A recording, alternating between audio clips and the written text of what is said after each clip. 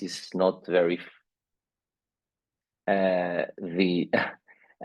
Greece is not so far from Israel. And you know also that a lot of dockers built Israel. You know, for example, that the port of Haifa was built by Greek workers, dockers. Some cases of survivors. Here you have Rina Revach. She's still in Greece, in Thessaloniki. Rina Revach, she was a child, and she was deported in August 1943. But she was deported in Bergen-Belsen concentration camp, not in Auschwitz. Why? Because during the Second World War, there is an agreement between Hitler and Franco, the Spanish dictator. The Jews in Greece who have Spanish citizenship are deported in Bergen-Belsen, not in Auschwitz, because the living conditions are better.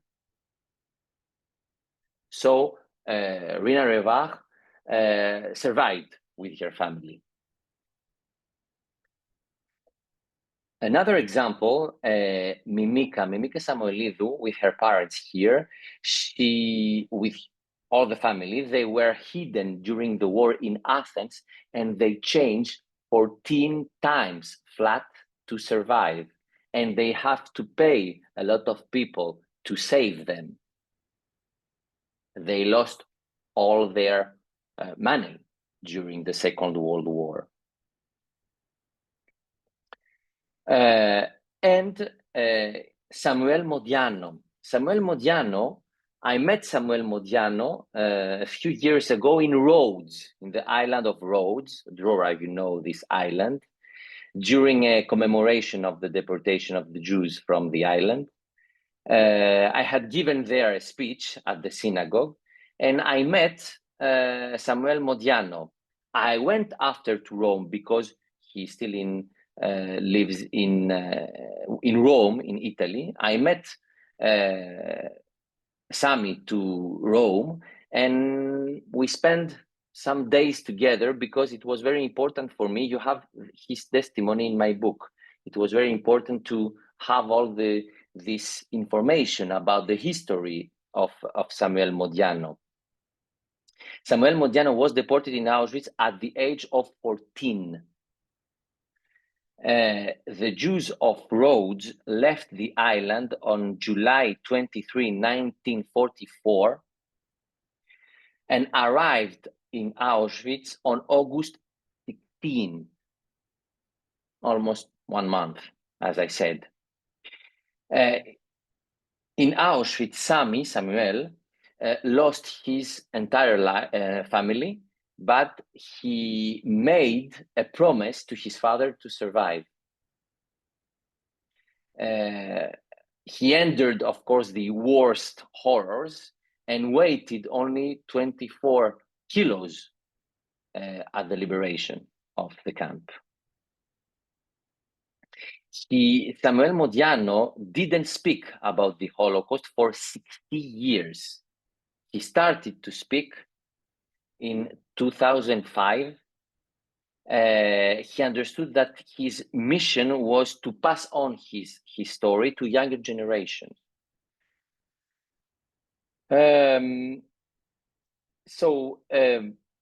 Today in Greece, we have 1 or 2 survivors. Samuel is in Rome, and maybe 2 or 3 survivors in the United States, or 1 or 2 survivors in Israel.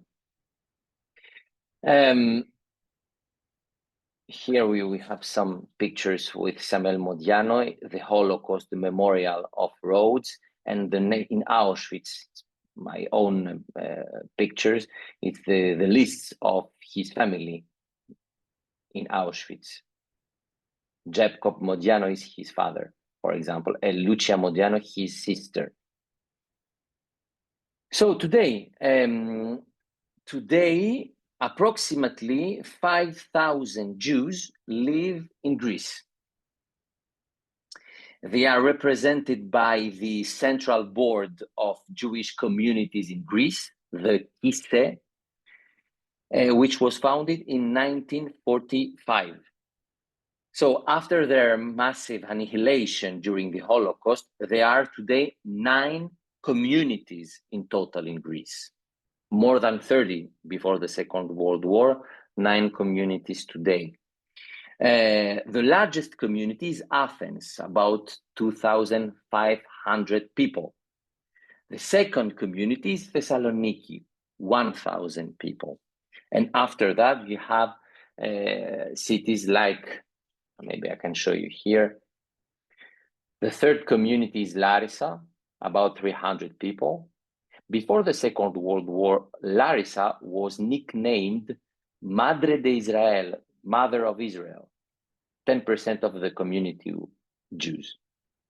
You have also community in Ioannina, about 20 people.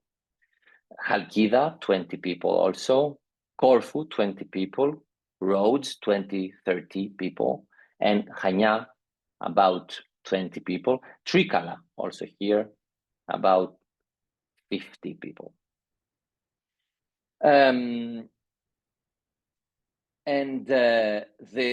These communities are active and try to maintain dialogue with political and religious authorities in Greece.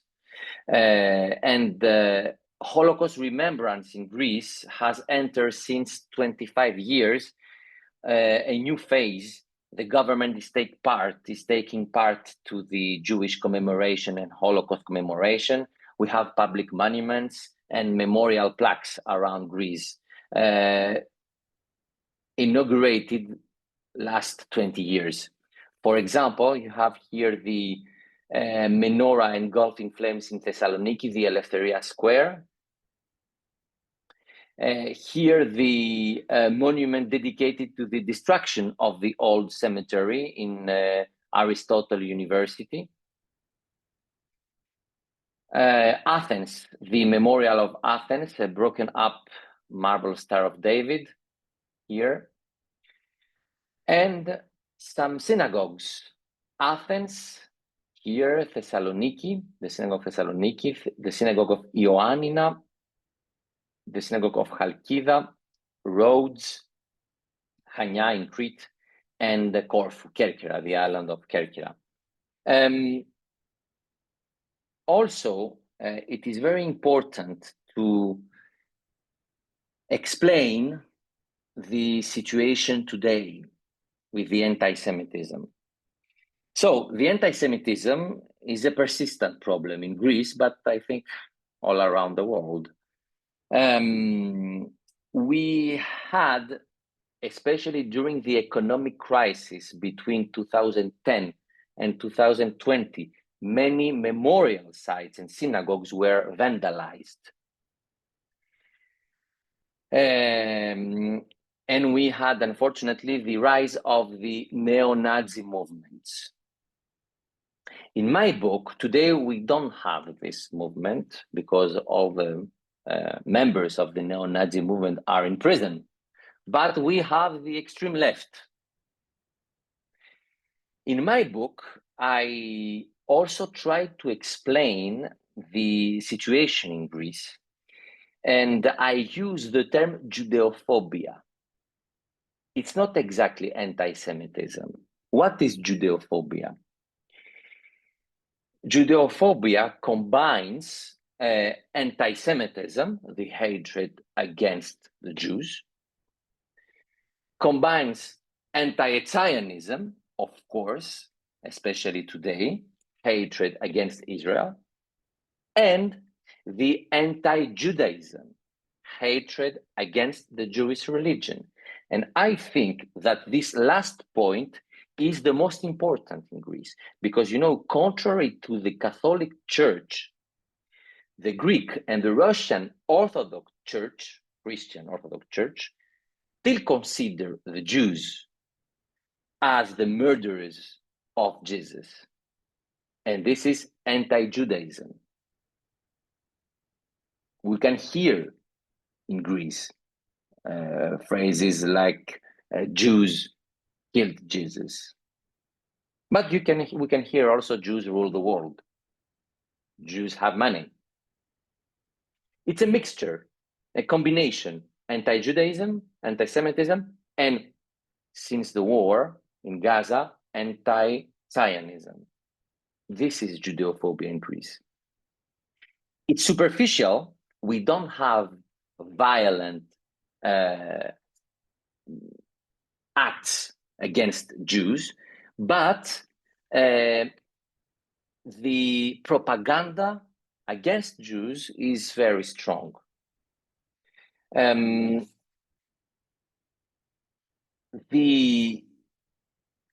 Greece also,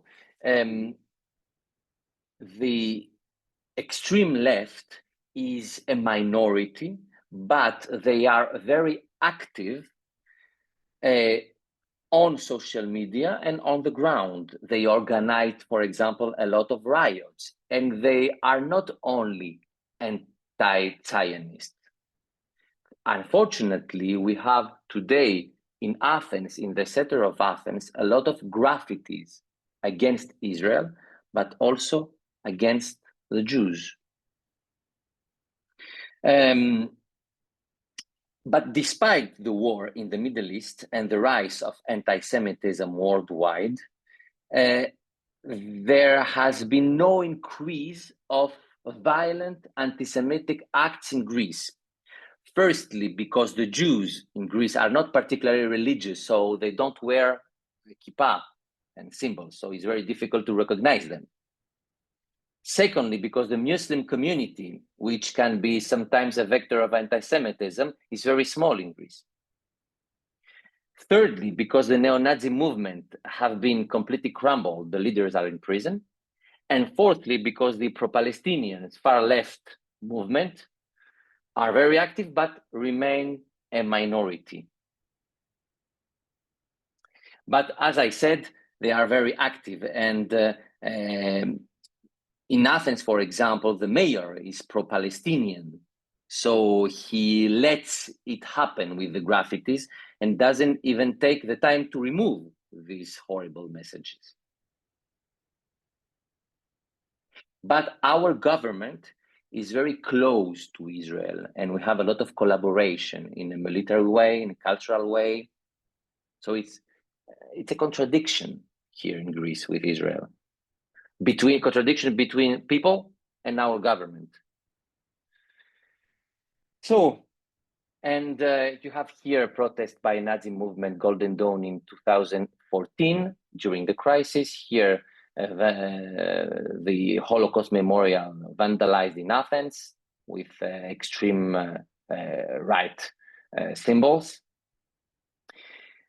The situation is difficult, but we have to fight against this. So, for me, as a teacher and as a professor, as an analyst, it's very important to pass on. And I think that Elie Wiesel, Holocaust survivor, have the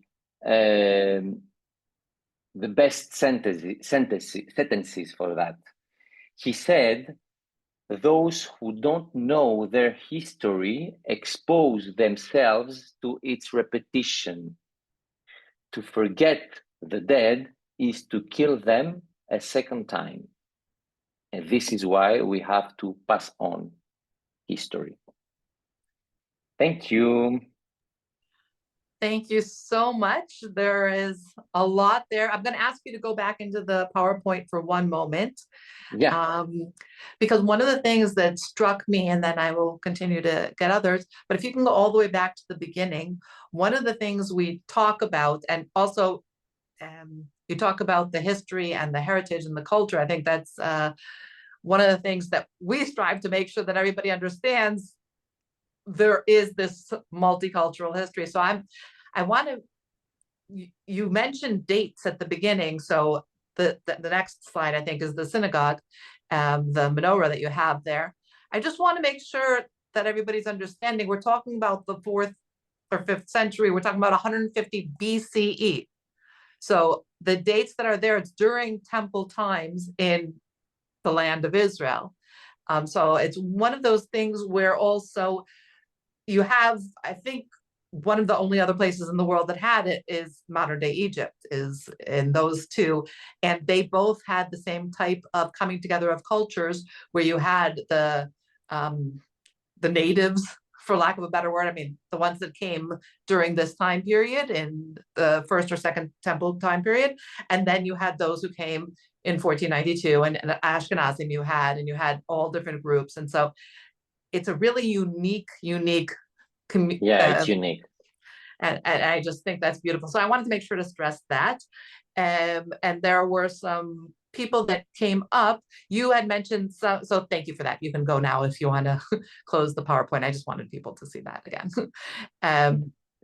So if you have questions, but yeah. Yes, you're right. This Judaism, the the Greek Judaism is very unique because we have, as I said, the Romaniotes, this old community, and they still chanted prayers today in Greek and in Hebrew. When you go to the Greek synagogue in Athens, you can hear Ladino and songs from Spain. You can hear Greek songs.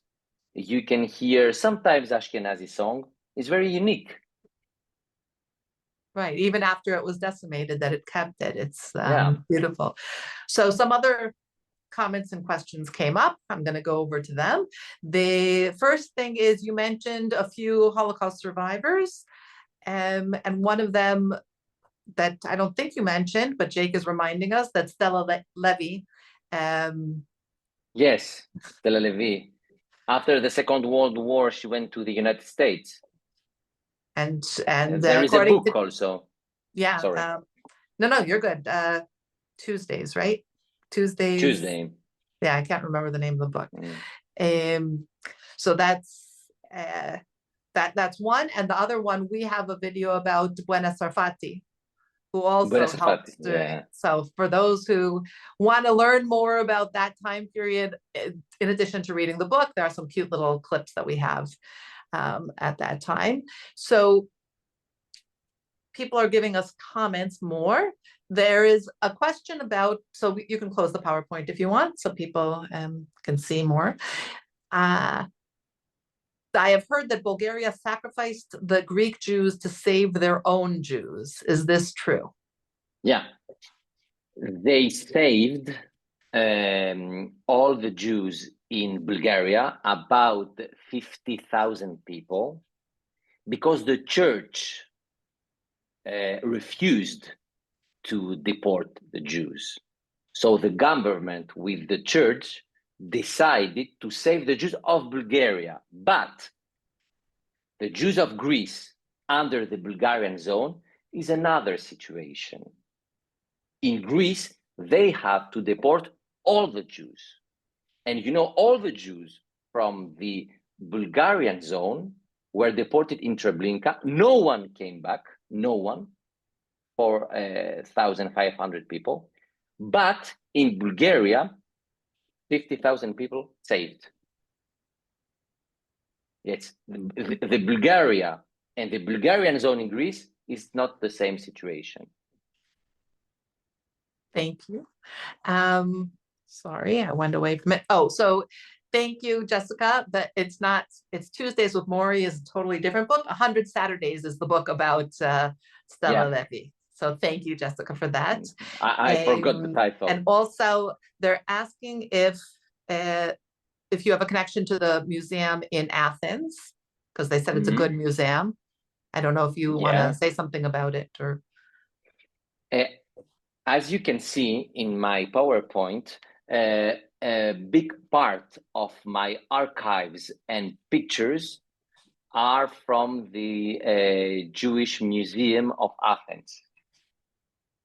They have a big, for Greece, center of research, and the museum also is very interesting. But I have to say that in Thessaloniki, the Jerusalem of the Balkans, We have a museum, but we are now we are ready to build a big Holocaust memorial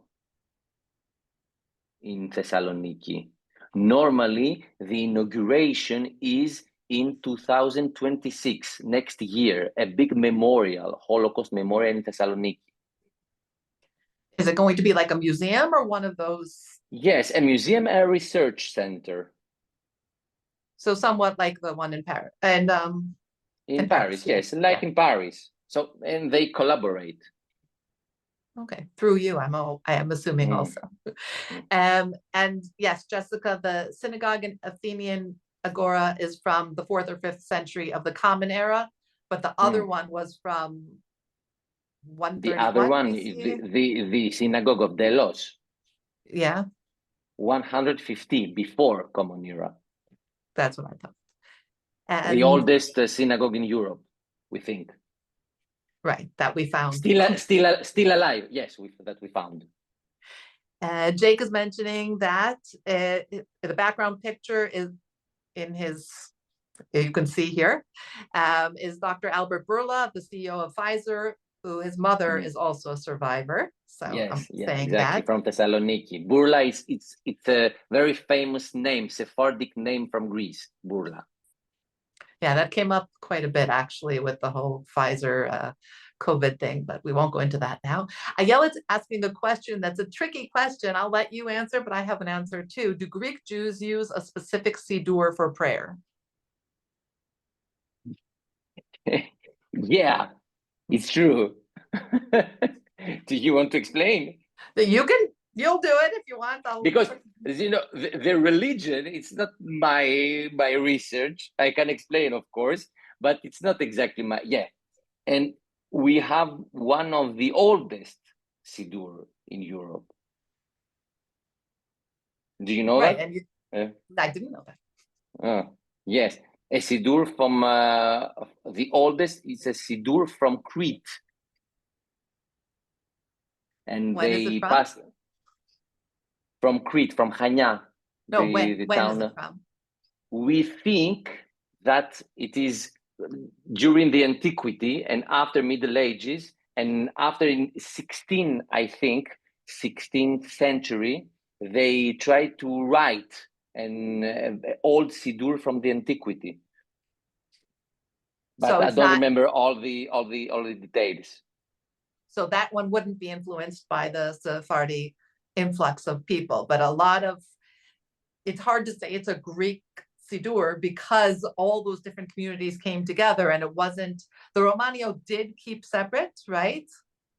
But many of the other communities tended to mix together. Also, the question is, where did the term Romaniot come from? In Greek, Romios, it means Greek, but the Christian Greek. It's from the Roman Empire. You know, the Roman Empire was divided, Western and Eastern. In the eastern part of the Roman Empire, we have Greece. And the name of the Greeks at this time was Romios, Romii, plural. But Christian Greeks, Romaniotes, are the Jews from Greece. We separated Jews and Christians. The Christians, Romii, the Jews, Romanios. It means Greek. Thank you. And of course, there were issues, like you said, even when the Jews of Greece were deported to the concentration camps. They were seen as other by the Jews themselves also because they didn't speak Yiddish. They're not Jewish. Yeah. So this is why they were different from the others. And they didn't have a lot of communication with other people. They were together, a tight group. Right. And one of the beautiful things when you talk about Buena Sarfati, you were talking about song. And one of the beautiful things in Greek culture is the songs that they had as well. Yes. We have songs from Spain by the Sephardic, but we have songs from sometimes from Central Europe, or we have songs in Greek. We have different kind of songs. We have And patriotic the songs. Right? The complas, the Ladino complas from Buenos Yeah, Aires. the Sephardic songs. We have. It's interesting because in Greece, it's not my research, but I know that, of course, we have in Greece songs from Spain, from Greece, but we have also Holocaust songs and patriotic songs, Greek patriotic Jews. You got cut off, so I didn't hear. You said we have Jewish Sephardic and Romaniote songs. We have Holocaust songs, and also we have patriotic songs, songs for the country, but written by the Jews. Yeah, that is very interesting. I think people have to think about that a little bit. This might be a crowdsourcing question, but are there any books or movies about some of the stories that you talked about, like the boat deportations, for example? Do you know of any, besides your book, who was a little more... Yeah, the bibliography, unfortunately, is very poor. I can send you now, if you want, to the chat, a documentary about the history of Samuel Modiano. And you can choose English subtitles if you want. It's very interesting about the history of the Jews of Rhodes and the history of Samuel Modiano. Thank you. And if anybody else knows, put them into the chat too, because I know we have people here that are connected. But yeah, then I will try to compile the list and send it out. So I'm trying to find the link now. So we'll do it after, because there's another question here that's I think more interesting, but I will remind you and we'll send it out in the follow-up. And I can send you my email if you want to share. Okay. So the question is, how did the Jews in Ioannina arrived there originally? Do we know? It is one of the oldest community in Greece and in Europe, Ioannina. We think that the first Jews arrived after the destruction of the first temple, but we have clear traces during the Hellenistic period, the period of Alexander the Great, 4th century before Common Era. I will show you again, if you want, a map. The oldest Jewish community in, sorry, do you see? Yeah. So, yes, here. Ioannina is here, the capital of the Romaniotes, one of the oldest Jewish community from the antiquity. Also, Halkida, Jewish community from the antiquity. Chania, Rhodes, Athens, and Larissa. Here you have the oldest Jewish communities. And Ioannina is one of the oldest, but we have a fight between Ioannina and Halkida. Halkida says that we are the oldest Jewish community, and Ioannina says the same. But approximately the same. It's the same period. We are sure after Alexander the Great that we have communities there. Thank you. So we are getting a few more. I encourage those who, maybe afterwards even you can send me an email if you know of other videos or that have come out. That would be wonderful, and then I can share it with everybody. I also encourage you to read In the Footsteps of Greece. This is here. Yeah. And you'll get a link to that as well. There's a lot of information there, and it is wonderful. So thank you for that. I encourage everybody to come back for Thanksgiving, because we have Jews of America and the connection to Thanksgiving. That's going to be one of our next talks. And then we have a 4 to 6 part series. We're working on it on out of the Iberian Peninsula with Rabbi Shlomo Pereira. So hopefully we'll hear more from Anastasio as well in the future. And keep telling us what else you want to hear, and please be in touch. Thank you. Thank you all for coming, and thank you, Anastasia. For inviting me. And if you want to know more about the Jews of Greece also, if you go to Washington in the Holocaust Memorial, you have some books and sometimes archives from Greece. In the Holocaust Memorial of Washington, in the Holocaust Memorial of Paris, and of course here in Greece, and of course in Yad Vashem. Thank you. So I will add that as well when I send the follow-up email. Thank you all. And maybe Jake, one time you'll share your Haggadah collection. He said he has a Haggadah in Ladino and Greek.